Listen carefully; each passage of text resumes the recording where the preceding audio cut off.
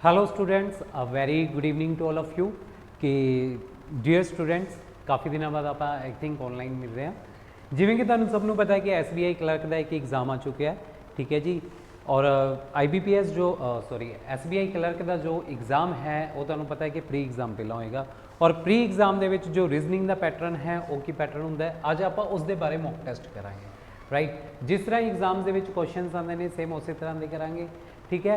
और जो तुहानू पैटर्न आता है वो ये होंगे कि 35 क्वेश्चन होंगे हैं जोड़े तुसीं विदिन 20 मिनट्स के कंप्लीट करने होंगे ने। और रीजनिंग का पैटर्न इन्ना को ईजी होंगे ना कि तुसीं 20 मिनट्स के 35 के 35 बहुत ईजिली अटैम्प्ट कर सकते हो। राइट, सो किवें जल्दी जल्दी क्वेश्चनस नूं करना है अज दी आपां मॉक टेस्ट दे विच ये सब चीज़ां सीखते हैं, ठीक है जी। सो चलते हैं, ज़्यादा टाइम वेस्ट ना करते हुए अपने क्वेश्चन के बाद, ठीक है। देखो इस दे विच की करांगे, जो अज दे मॉक टेस्ट वाले क्वेश्चन ने इस दे विच आपां मैं तुहानू की करांगा, जिस तरह कि एक की है पजल है और इस पजल के बेस पे जिन्ने भी क्वेश्चन है वो सारे दिखाते मैं, ठीक है जी। और इत्थे सिर्फ और सिर्फ इंग्लिश दे विच है। और अज का जो लैक्चर है तुहानू इंग्लिश प्लस हिंदी दोनों लैंग्वेज दे विच मिलेगा। राइट, तो सबने की करना है, स्क्रीनशॉट ले लेना है और इसनू सॉल्व करना है, ठीक है। अगर कुछ बच्चे हिंदी च करना चाहते हैं तो उन्होंने लिए हिंदी च इत्थे भी लिखा हुआ है, ठीक है जी। सो सारे बच्चे प्लीज़ जल्दी जल्दी स्क्रीनशॉट लो और इसनू सॉल्व करना शुरू करो और एंड दे विच तुसीं अपने आंसर्स मैच करने ने, ठीक है जी। एक तरह की पजल है और स्क्रीनशॉट ले लिया हो गया सबने। चलो देखो इत्थे सॉल्व करांगे। इत्थे सिर्फ इंग्लिश दे विच लिखा होया क्वेश्चन। राजे जो एक क्वेश्चन सीगा इस दे विच की है, blood relation and comparison inequality है जो दोनों इकट्ठे दिते हुए हैं, ठीक है जी। चलो आओ देखते हैं कि इसनू किवें सॉल्व करना चाहिए सीगा। वन बाय वन स्टेटमेंट पढ़ते जावांगे और इसनू सारिਆਂ ਨੂੰ ਆਪਾਂ कंप्लीट करते जावांगे। जिस तरह फर्स्ट स्टेटमेंट देती आपां नू, B and R are granddaughters of G, कि B ਅਤੇ R की है ग्रैंड डॉटर्स है किस दियां भी G दियां। तो मन के चलो G इत्थे होना चाहिए सी, एक जनरेशन का गैप, और फिर इत्थे B और R होना चाहिए सी और दोनों ग्रैंड डॉटर्स है तो किस च आ जानियां अपनियां सर्कल दे विच आ जानियां, ठीक है जी। उस तो बाद क्या दिता, G who is the father of P। जी कौन है भाई, फादर है किसका, P दा। राइट, उस तो बाद इत्थे ना फुल स्टॉप है। J हैज़ ओनली 2 सन, इसने एक अपन इंफॉर्मेशन देती कि J दे सिर्फ 2 सन ने, ठीक है। Q is the sister in law of H, कि जो Q है ना वो सिस्टर इन लॉ है H the. H the sister in law है, इट मीनस H दी भाभी हो सकती है, ठीक है जी। उस तो बाद B is not taller then R, देखो इत्थे की है कंपैरिजन भी देता। सो इस साइड पे आप की करांगे, ब्लड रिलेशन बनावांगे और साइड टू साइड इसनू भी लिखांगे, ठीक है। जो भी इंफॉर्मेशन है इधर लिखे दे चल रहे हैं आप। इसने कहता B is not taller then R, कि B R तो टॉलर नहीं है तो इट मीनस की है R तो शॉर्टर होएगा B, ठीक है। एक स्टेटमेंट है मेरी। उस तो बाद Q is shorter than 3 person but taller than her daughters, ठीक है।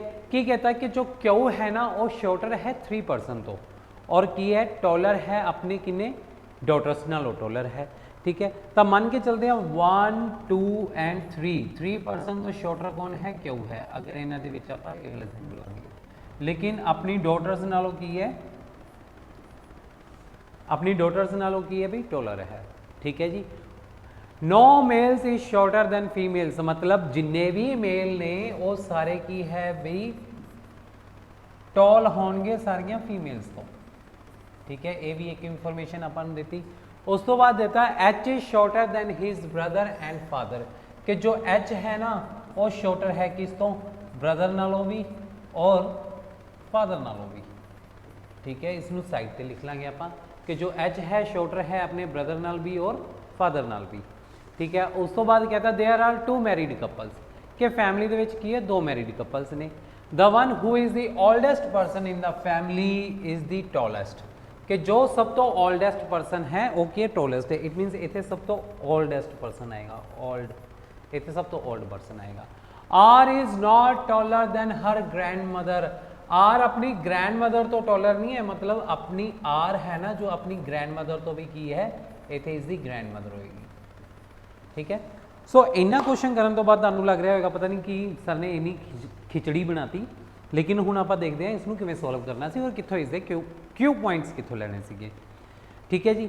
मैनू पता है कि B एंड R डॉटर्स ने लेकिन G ਦੀਆਂ ਡਾਟਰਸ नहीं है और J ਦੀਆਂ भी ਡਾਟਰਸ नहीं है और J ਦੇ 2 सन होने चाहिए ने, ठीक है। और इत्थे लिखा सी Q is the sister in law of H, कि Q है ना जो सिस्टर इन लॉ है H दी, इट मीनस अगर Q फीमेल है तो ये दोनों डॉटर्स उसदियां हो सकदियां ने, राइट। तो इत्थों मैनूं पता लग्या कि B एंड R डॉटर्स ने किस दियां, Q दियां, और J दे 2 सन ने, तो J दे सन इत्थे P दे नाल तां रिलेशन नहीं हो सकता J दा, तो J कित्थे आपां रखदे हां, इत्थे रखदे हां, ठीक है। और J दे 2 सन ने, एक तो हो गया P, एक हो गया मान लो H, और P दी वाइफ आपां मन्नांगे Q नूं, और इस दियां 2 डॉटर्स ने कौन बई B एंड R। तो देखो भी कंप्लीट होया ना, सारे का सारा ब्लड रिलेशन मिनटों मिनट बन गया, इससे कुछ भी करने की जरूरत नहीं सी। हुण रह गया इन्हां दा आ वाला अरेंजमेंट, ठीक है। इस दे विच देखो मेल्स ने जिहड़े वो की ने सब तो हायर ने, मतलब कि टॉलेस्ट ने, ठीक है। और जब जिहड़ा सब तो ओल्डेस्ट परसन हो सब तो ज़्यादा मतलब टॉलेस्ट है, तो सब तो ओल्डेस्ट परसन जी हो गया मेल दे विच, इसलिए जी इत्थे आना चाहिए। फिर इसने कहता सीगा कि एच अपने ब्रदर और फादर दोनों तो की है, मतलब इसके ब्रदर और फादर दोनों एच तो की है भी टॉलर ने, तब फादर तो इत्थे आ ही गया, इत्थे एच आ जाएगा, और एच तो पहला उसका ब्रदर पी आ जाना चाहिए, ठीक है जी। उस तो बाद इसने कहता R is not taller than B, और इत्थे भी लिखता कि आर है जिहड़ा आर दी ग्रैंड मदर उस तो ग्रेटर होनी चाहिए है। तो इत्थे देखो जे है ना, आर दी ग्रैंड मदर जे है, तो इत्थे जे होना चाहिए सी, इत्थे आर, और 1% छड़ के इत्थे की होना चाहिए सी बी। सो 7% का जो अरेंजमेंट है कंपैरिजन इनइक्वैलिटी का वो इत्थे कंप्लीट हो जाता अपना, ठीक है। और जो ब्लड रिलेशन है इत्थे कंप्लीट हो जाता है, ठीक है जी। सो इसनूं इस तरह सॉल्व करना सीगा। होप सो कि जो तुसीं सब ने कीता होएगा तो तुहानूं भी वध तों वध मिनट या 1.5 मिनट लगा होएगा। कोई टीचर अगर बोर्ड से समझाता तो उसनूं समझाने लई टाइम लगता है, क्योंकि उसने नाल नाल एक्सप्लेन भी करना होंदा है, ठीक है। सो इस तरह अगर तुसीं प्रैक्टिस करोगे तो तुहाडा की है विद इन मिनट्स दे विच ये क्वेश्चन सॉल्व हो जाना चाहिए सीगा, ठीक है जी। विद इन मिनट्स या 1.5 मिनट्स दे विच सॉल्व हो जाना चाहिए सीगा, ठीक है। और ऐसे क्वेश्चन के बेस से अगे अपने कोल काफ़ी क्वेश्चंस ने, जिस तरह how many person are taller than J, कि जे तो किन्ने परसन टॉल ने, ठीक है। तो आप देख लेने कि जे तो किन्ने टॉलर है भाई 1 2 3 4, सो 4 परसन आना सीगा, 4 person, none of these answer हो जाएगा क्योंकि 4 दी ऑप्शन नहीं गिवन है।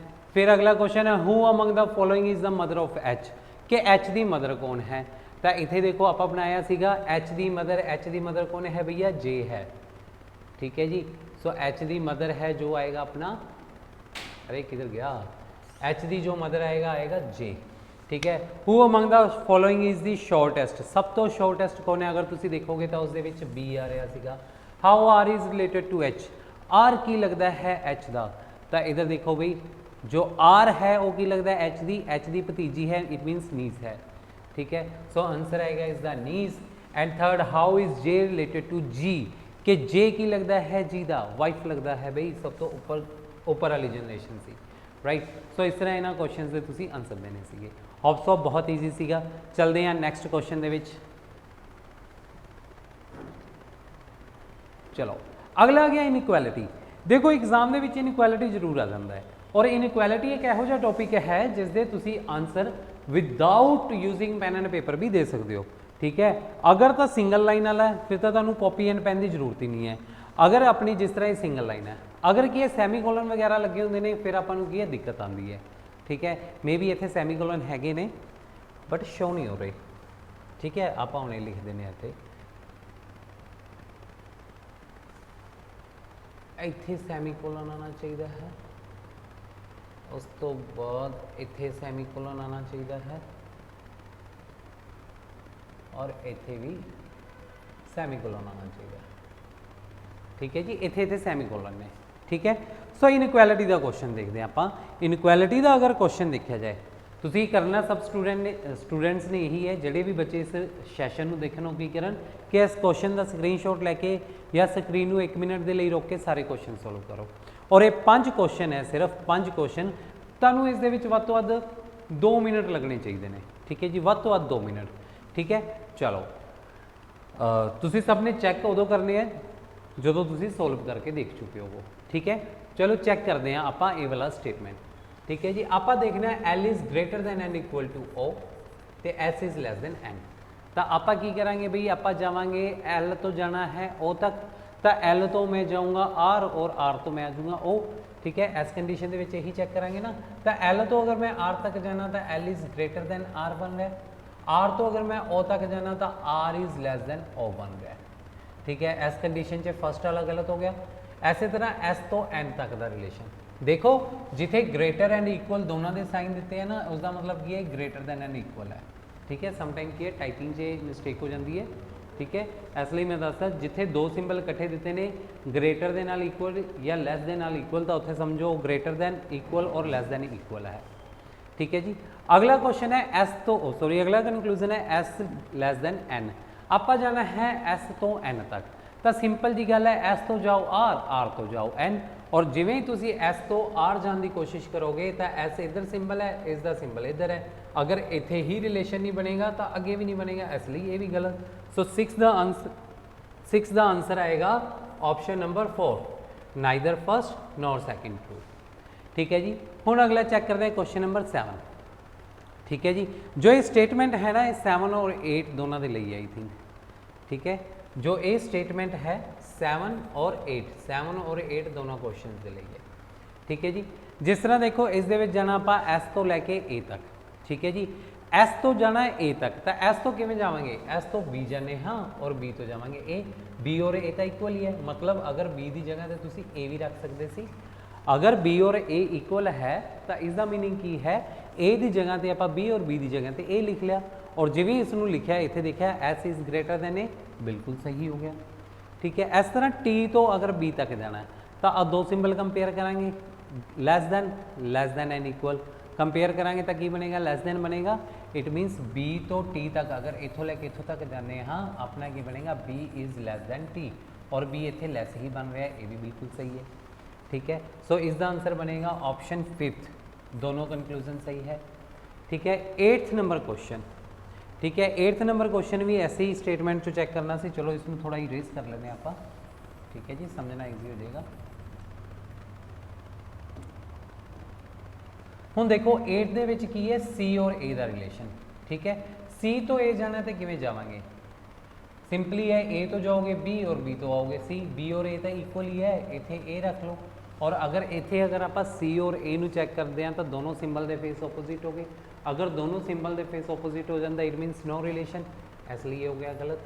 ठीक है, टी तो जाना है जे तक, तो टी तो जाओ बी तो जावांगे जे, और इत्थे देखो बी और जे इक्वल है, इट मीनस बी की जगह पर मैं की रख सकता, जे भी रख सकता, और टी तो जे अगर जाने हाँ तो की बन जाएगा भी जे इज़ लेस दैन टी बनेगा, क्योंकि यहाँ दो सिंबल है, इसनों कंपेयर करोगे तो की आएगा, लेस दैन का सिंबल आएगा, तो जे लेस दैन टी हो गया, और इसने उल्टा करके लिखता तो टी ग्रेटर हो गया, इतने भी टी ग्रेटर है, इतने भी ग्रेटर है।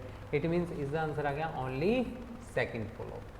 राइट, समझे बच्चे। उस तो बाद है अपना क्वेश्चन नंबर, उस तो बाद है अपना क्वेश्चन नंबर 9 एंड 10, और 9 एंड 10 के लिए जो स्टेटमेंट सीगे अपने यही सीगे। ठीक है जी, तो देखो भाई अगर 9 नंबर कंक्लूजन च चाहते हैं, फर्स्ट कंक्लूजन दिता है D is greater than R. ठीक है जी, आपा की करना है डी तो जाना है आर तक, तो कॉमन फाइंड करने, जिथे सैमीकोलन लगा होंगे उत्थे आपां की करते हैं कॉमन फाइंड करते हैं। तो डी तो आर जाना है, तो मैं डी तो वी जा सकता और वी तो मैं आर जा सकता, तो डी और आर नूं लिखो इस तरह और विचकार लिखो कॉमन। तो डी तो वी तक अगर रिलेशन देखिए तो इन्होंने दो सिंबल को कंपेयर करांगे तो की आएगा, ग्रेटर दैन आ जाएगा, और वी तो अगर आर का रिलेशन देखांगे तो इन्होंने दोनों सिंबल को कंपेयर करांगे तो की आ जाएगा, वी इज़ ग्रेटर आ जाएगा। और अगर हम सारी इसनों इक्वेशन देखते हैं तो D is greater than R ही तो बन गया, बिल्कुल सही है। ठीक है, इस तरह आप जाना है ई तो लैके जे तक, ई तो जे तो इधर ही जाना है।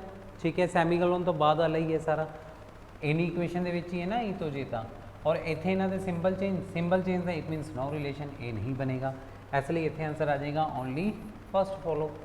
ठीक है, नैक्सट है क्वेश्चन नंबर 10 नंबर क्वेश्चन भी इस स्टेटमेंट का पार्ट है। ठीक है जी, चलो देखते हैं इसनों भी किवें करांगे, थोड़ा इरेज कर दें बई,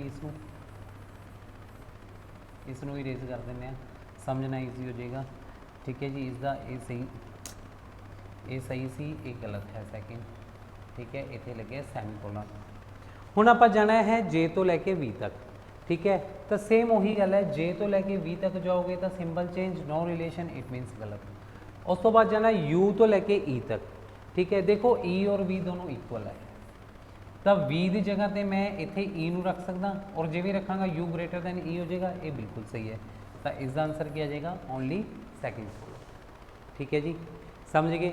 तब 5 क्वेश्चन हो गए अपने, ठीक है, ये इन्हां दे आंसर से राजे, ठीक है जी, समझ गए सारे, ओके। नैक्सट चलते हैं आप, नैक्सट क्वेश्चन से मूव करते हैं आप। नैक्सट क्वेश्चन, नैक्सट जो क्वेश्चन है ये देखो अपने है ने सिलॉग्स के क्वेश्चन, ठीक है। और इस दे विच सारा वही स्टेटमेंट जो लिखा होता है कि हर एक चीज़ ट्रू मान के चलना है और उसके अकॉर्डिंग ही आंसर देने ने। और इस दे विच भी की करना है भाई, जल्दी जल्दी स्क्रीनशॉट लो और आंसर करने शुरू करो, ठीक है जी। पहले 2 क्वेश्चन ये ने 11 एंड 12, ठीक है जी। चलो स्क्रीनशॉट तुम सबने आई थिंक लाई लिया होगा, ठीक है। हुण आप इन्हां क्वेश्चनस नूं सॉल्व करते हैं, ठीक है जी। क्वेश्चन नंबर 11 और 12 दोनों के लिए स्टेटमेंट यही है और दोनों के कंक्लूजनस अलग अलग दिते हुए हैं, ठीक है। आप डायग्राम बनाने हैं, कहते ऑल स्टैम्स आर फ्लावर, कि जिन्ने भी स्टैम्स ने, ऑल स्टैम्स जिन्ने भी स्टैम्स ने वो सारे की है भाई अपने फ्लावर्स ने। सम प्लांट्स आर ट्री, कुछ प्लांट ट्री है लेकिन ट्री और प्लांट इतने गिवन नहीं, इसनूं छड्ड देने एक बार, अगला पढ़ते हैं। ऑल प्लांट्स आर स्टैम, सारे plant, all plants are stem, दोबारा ही बना लेने थोड़ा जा बड़ा।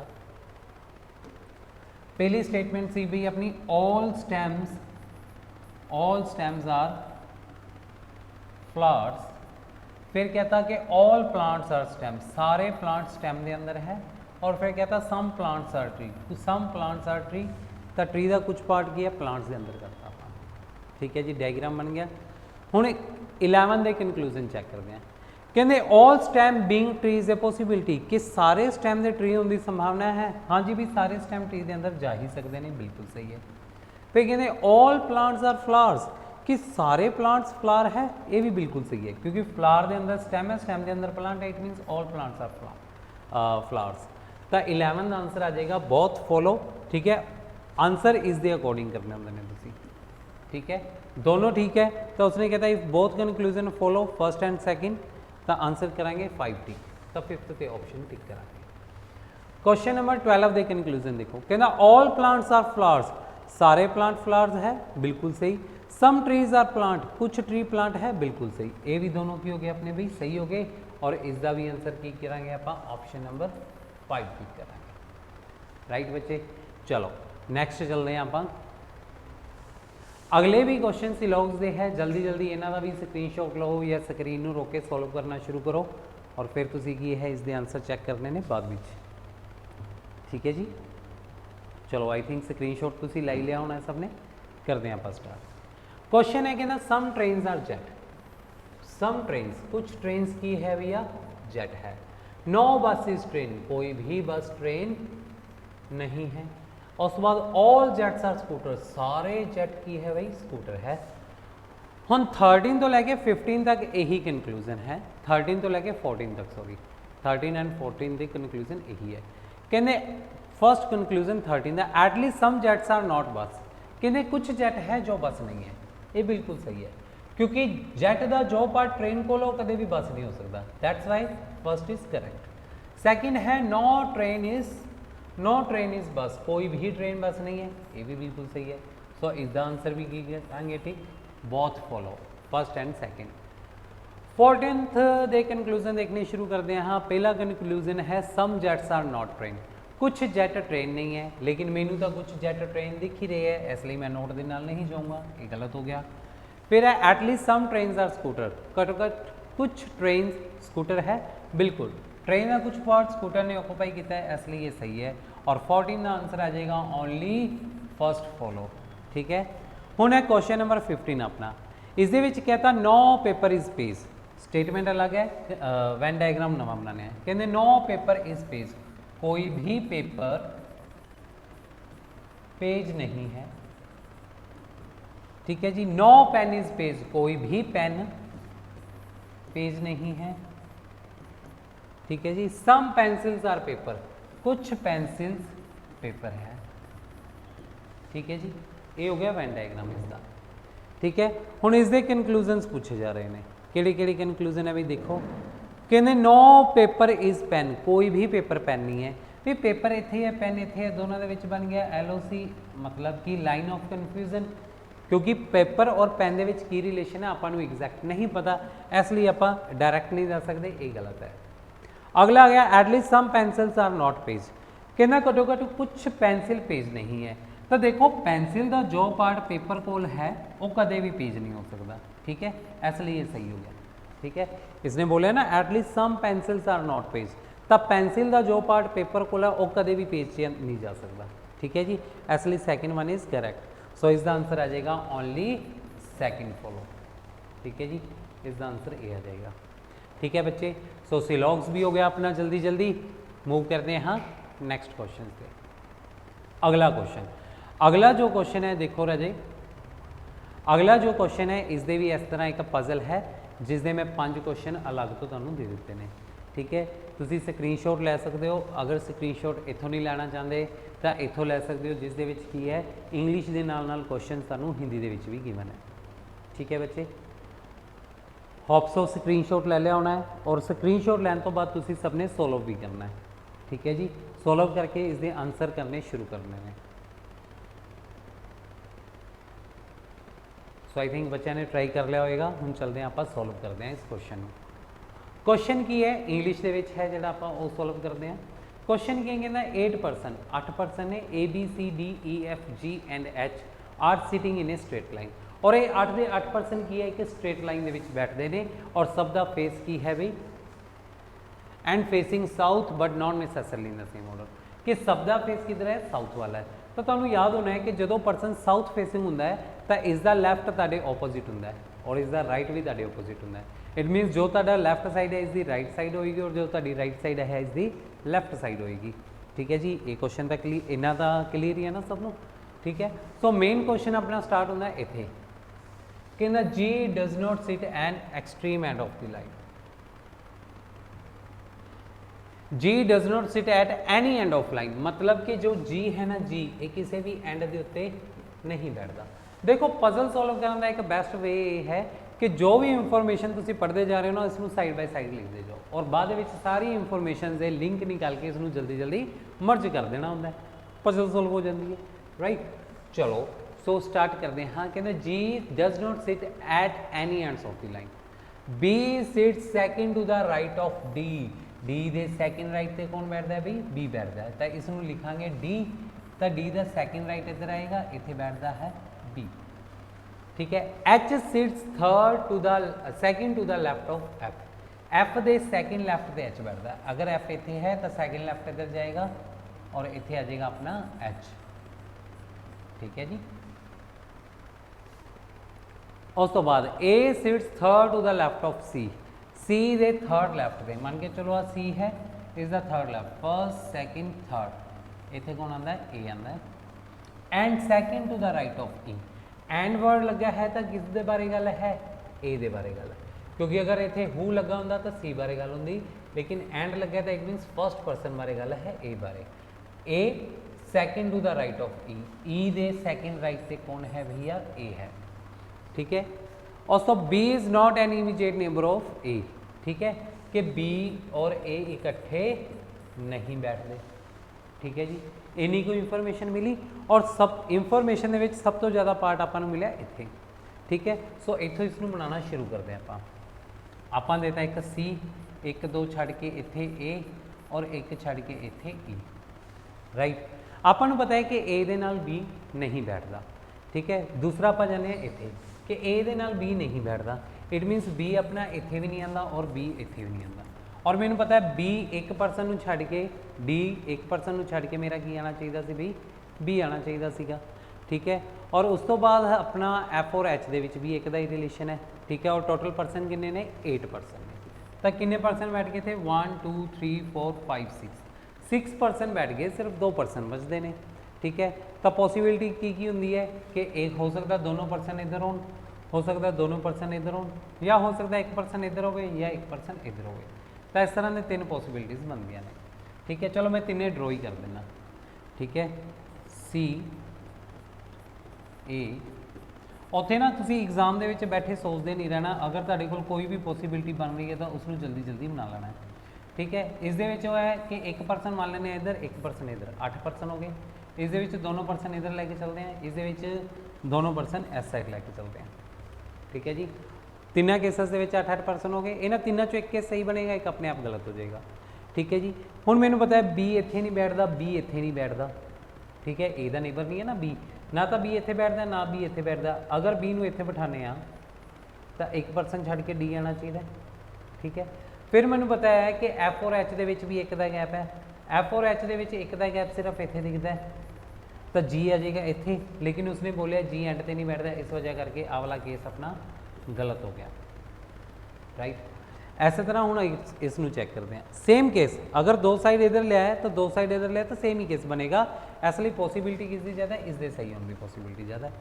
ठीक है जी, सो चेक करते हैं। अपन पता है कि बी इत्थे नहीं बैठता, इत्थे नहीं बैठता, तो बी बिठावांगे इत्थे और एक परसन छड़ के जाएगा डी इत्थे। ठीक है, एफ और एच के विचकार एक जने का गैप है। अगर मैं एफ नूं इत्थे और एच नूं इत्थे बिठा दा, ठीक है, तो जी इत्थे आएगा, वो तो हो जाएगा गलत। लेकिन अपने को एक और भी तो तरीका है ना, की कर सकते हैं आप भी, की कर सकते हैं आप कि एफ नूं बिठा देने इत्थे, एच नूं बिठाने इत्थे और डी आ जाएगा अपना इत्थे, सॉरी जी आ जाएगा अपना इत्थे, जी रह गया सीगा, जी आ जाएगा अपना इत्थे। ठीक है, इस दे नाल की हो जाएगा अपना कंप्लीट हो जाएगा और ये बिल्कुल सही वाली तड़ी है जी बन जाएगी। ठीक है जी, हुण ऐसे दे अकॉर्डिंग तुसीं सब दे आंसर टिक करने ने। ठीक है, आंसर टिक करने वाल चलते हैं। जिस तरह कहता in which of the following pair is only one person sitting between them. कहता किहड़े पेयर दे विच सिर्फ एक ही परसन है जो विचकार बैठा है। एफ और ई, तो देखो भी एफ और ई दे विचकार एक जना है नहीं, एफ और ई तो इकट्ठे ने। उस तो बाद डी और ए, तो देखो चेक करते हैं डी और ए दे विचकार की एक परसन है नहीं, डी और ए दे विचकार तो ये 3 परसन ने। चलो फिर नैक्सट चेक करते हैं जी एंड ई। अगली ऑप्शन दी है जी एंड ई, तो जी और ई दे विचकार भी ज़्यादा जाने ने।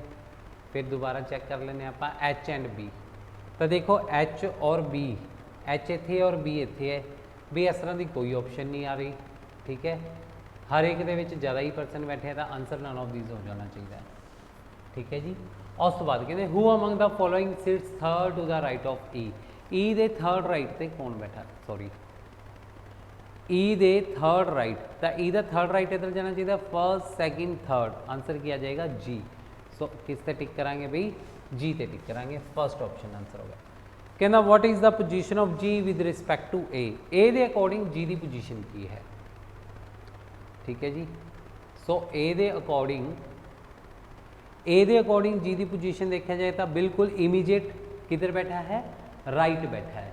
इसनों लैफ्ट नहीं लवांगे क्योंकि सारे परसन साउथ फेसिंग है, सारे परसन साउथ फेसिंग है। ठीक है जी, सो जी किधर आ गया भाई अपना इमीडिएट राइट। ठीक है, answer second option. Then next है who among the following sits exactly between E and A, कि ई एंड ए दे विचकार कितने जाने बैठे हैं, तो ई और ए दे विचकार ओनली वन परसन बैठा है। ठीक है जी, जो कि है एफ। ठीक है, सो ई एंड ए दे विचकार है अपना ओनली वन परसन जो कि है एफ। अच्छा, इतने 11 नहीं, इतने एच है राजे। ठीक है जी, दैन नेक्स्ट है who among the following sit at extreme end of the line, कि लाइन के एक्सट्रीम एंड से कौन बैठा है। तो लाइन के एक्सट्रीम एंड से देखने के लिए आप की करांगे राजे, चेक करते हाँ। तो देखो एच ते डी, तो लास्ट क्वेश्चन का जो आंसर है ताड़ा एच एंड डी हो जाएगा। ठीक है बच्चे, चलो सो मूव करते हैं हाँ नेक्स्ट पजल वाल। अगली जो पजल है वो भी है फ्लोर बेस्ड पजल है, ये तभी floor based puzzle.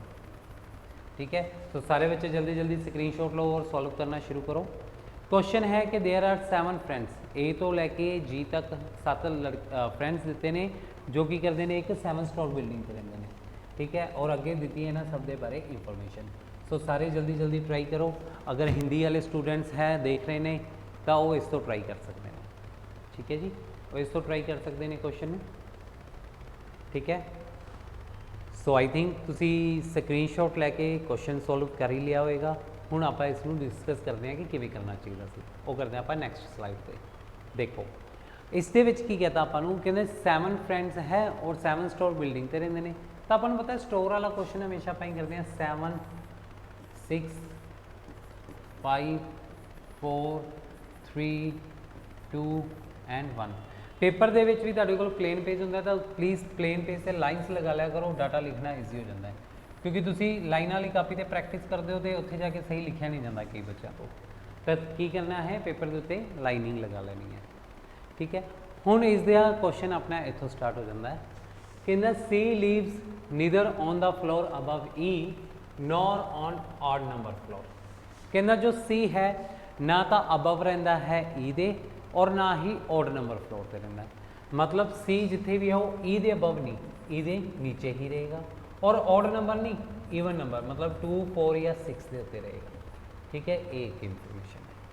There are 2 person live between B and G। कहना B और G ਦੇ ਵਿਚਕਾਰ 2 पर्सन मान के चलो अगर B है ਤਾਂ 1 2 ਛੱਡ ਕੇ G ਇੱਥੇ ਵੀ ਹੋ ਸਕਦੇ ਨੇ ਜਾਂ G B ਦੇ ਉੱਪਰ ਵੀ ਬੈਠ ਸਕਦਾ ਹੈ। 2 पर्सन ਦਾ ਹੀ ਤਾਂ ਗੈਪ ਹੋਣਾ ਚਾਹੀਦਾ ਹੈ। ਇੱਕ A ਵਾਲੀ B ਆਪਣੀ ਸਹੀ ਹੈ। ਉਸ ਤੋਂ ਬਾਅਦ ਹੈ ਕਹਿੰਦਾ D lives on 5th floor.